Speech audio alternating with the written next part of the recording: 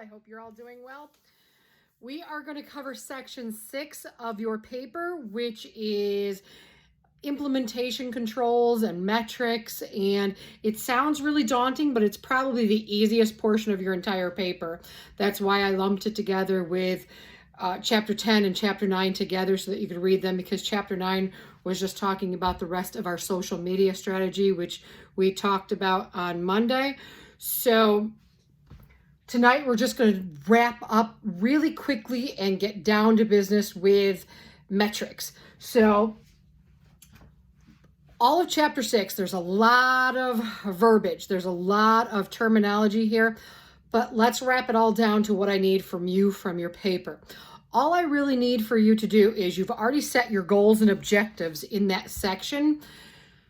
What I need you now to do is to look at them. Take a good long look at your goals and the objectives that you set. Say customer satisfaction, sales, maybe increasing your sales. That is a goal. That's a long-term goal, and you might have short-term goals or short-term objectives that you set to support that goal. Well, section 6 says, how are you going to evaluate that? How are you going to determine whether it is successful or not, or whether it's been successful or not?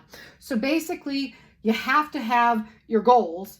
So you have to have a goal in mind, and I've created 2 or 3 of them here. I put, for the first one, create brand awareness, because you're doing a social media strategy for not only your paper, which would be section 5 of your paper, but you also have a whole social media strategy presentation.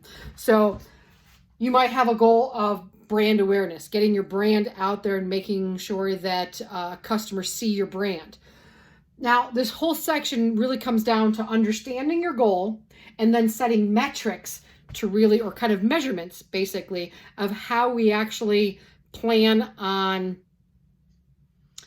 seeing if our goals are successful. Like, how do we collect the analysis? How do we collect the data on that goal? How do we turn things into measurable goals? Remember, your SMART goals have to be specific, measurable. So I have to be able to measure this, and that's where the metrics comes in, is how do we measure this? I want a plan that you have thought of to measure whether this goal is successful or not. So if we're talking about brand awareness, getting our brand image out there, our brand name out there, and you're using social media as a strategy, how might you do that? It might be things like your website traffic, right? If you know, that might be a metrics that you're able to track, because you have to have something that is going to give you statistic data that says people have seen my brand, right? So it might be the website traffic. It might be the views, your page views. You see all that information on Facebook and Instagram. So that might be a way of tracking it. But you have to go one step further than just the metrics and being able to say, how often are you going to track it? What is your time on this? Again, when you set your SMART goals, you planned all this stuff. You gave me, again, a very specific goal. If it was measurable, if it was realistic, and it said it was supposed to be timely. So what is that time? What is that measurement? Are you going to go to look at your website traffic once a year? That's probably very lenient. You probably should have something a little bit tighter control than that, to say if it's not working after a month, you don't have a lot of foot traffic, then you have to do something, give a little bit more advertising out there to get your name out there in different ways. So this is just all it's saying, is basically wrapping up section 6 is saying that you've already put these goals and objectives into place. Now, how are you going to see if they are actually working? How often are you going to see if they're working? Who's in control of that? Again, you're a busy person. If this is your company and you've thought of this wonderful pill and you're out there selling, you've got your sales team doing their thing. Do you really have time to do it yourself, or are you going to hire somebody that does your marketing and looks at it and says, okay, well, we can show that your brand awareness went up from 221 page views to 2,000 page views with the run of one ad on our Facebook page. That's what I'm looking for. That's all I'm looking for, is for you to go through and you've already shared your goals and your objectives, but now you're going to share how you actually plan on showing whether or not they are successful. How are you tracking it? What sort of metrics have you planned to track it? Who's going to track it? How often they're going to track it? And that's pretty much the only three that you really need to cover in this section is what metrics is in place to track that goal and the objectives. How often, what is that timeliness? How often do you plan on doing this, and who is going to do it? Again, you might have things like acquiring new customers. Maybe you want new customers, right? Who doesn't want new customers when they're just creating a product? So you might have to go out and track. Maybe you want acquiring new customers. Again, maybe it's things like your website traffic. There are a lot of click ads now that if you click on something, if you're going into Facebook and you've looked at a particular advertisement and notice that you get a lot more, you might have to do one of those running ads. Market share.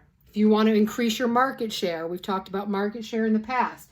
Maybe you want to track sales. Maybe you want to track sales and then in a comparison for the industry average, because you're talking about how your company is doing in comparison with the industry average. That's your market share. So if you're talking about one of your metrics would be increasing your market share, that's a pretty substantial goal, but that might be tracking your own sales in comparison with the industry average sales.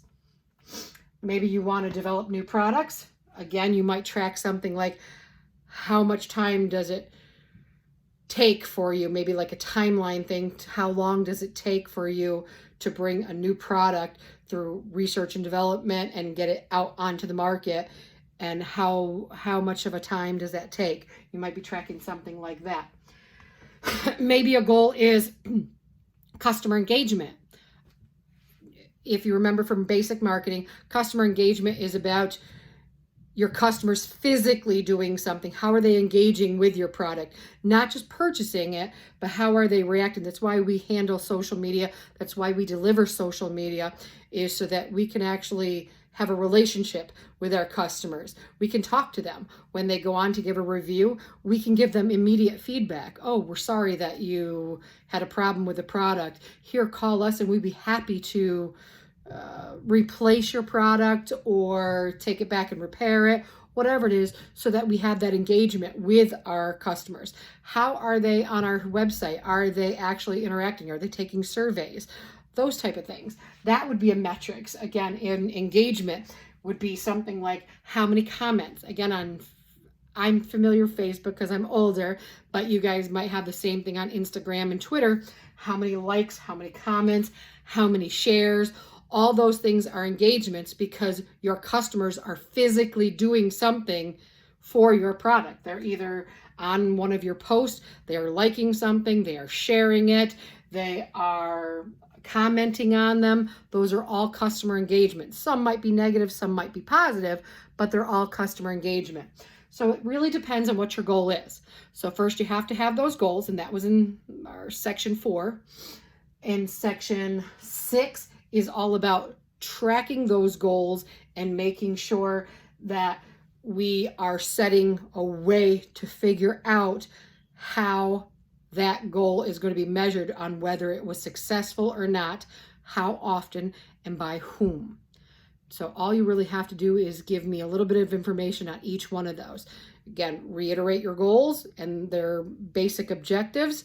Tell me how you plan on measuring those goals, meaning, again, if we're talking about customer service, our current comment cards are at a 75% rate, meaning out of 100 cards that we have collected in January, they have averaged 75% customer satisfaction out of 100 cards. Now, the next 100 cards I expect to get in February, I want them to increase by 5% and go to 80%. That's measurable. It is timely because it's telling me I'm doing it within 1 month. I am planning on doing it February. And then I would say something probably like one of my waitresses at the end of their shift would be counting the comment cards and putting it into the system or something like that. Maybe I have a office assistant.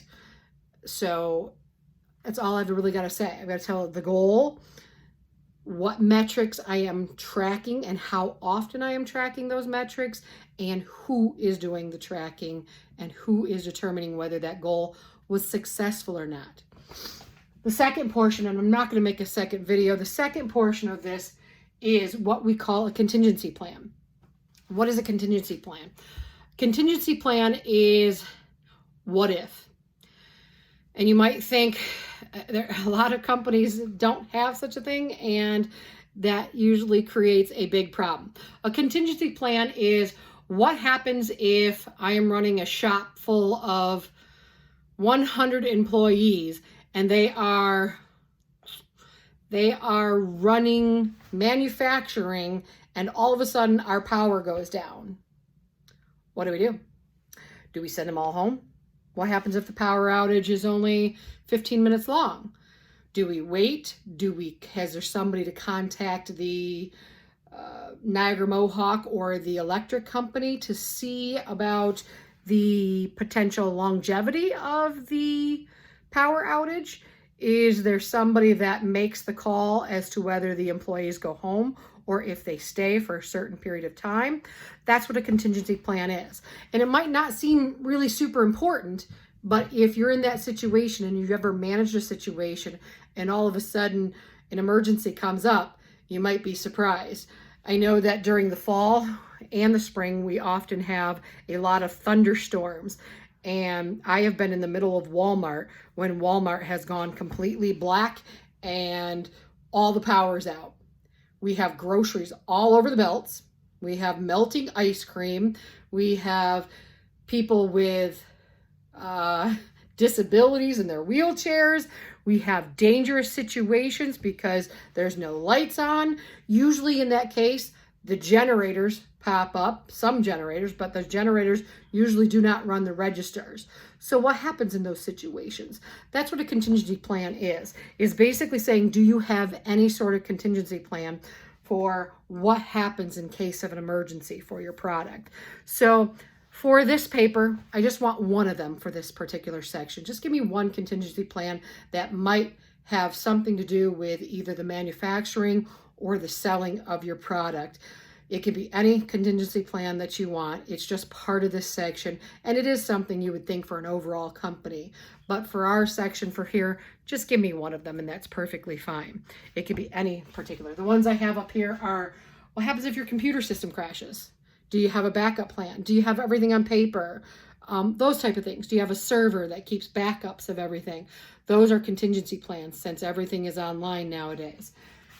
Power outages, which we just covered. Natural disasters. Again, you might think about different industries that might particularly have cases like this. It took a lot of years of experience for airline industry to have contingency plans for what happens if we have to make an emergency landing due to weather. What happens if we have to land in a river? And what happens? Nowadays they have contingency plans for everything. They have oxygen above you on every plane ride. That is part of the plan. They have emergency exits. They make sure that for safety, they make sure that they explain all that stuff to you ahead of time. But those are emergency plans in case something goes wrong. And there's usually all of our airline stewardesses or stewards actually are prepared to handle all of their customers and to direct all their customers to safety in the event of an accident or an emergency or a natural disaster. So these are all things that any company should probably have at least one or two of, if not many. You should be thinking of every sort of thing that could possibly go wrong with your business and making a contingency plan for that. But again, for this project and for this paper, I only need one of them. But that's all I really need to get from you for section 6 is to reiterate your goals, tell me the metrics or how you plan to measure that goal, if it's successful or not. What is the timing? How often are you going to be measuring that goal? How often are you going to be looking back at it to see if it's successful? And who is doing that work and who is determining whether that goal was successful or not? That's it. And one contingency. Thank you. And I will see you guys Wednesday. Bye.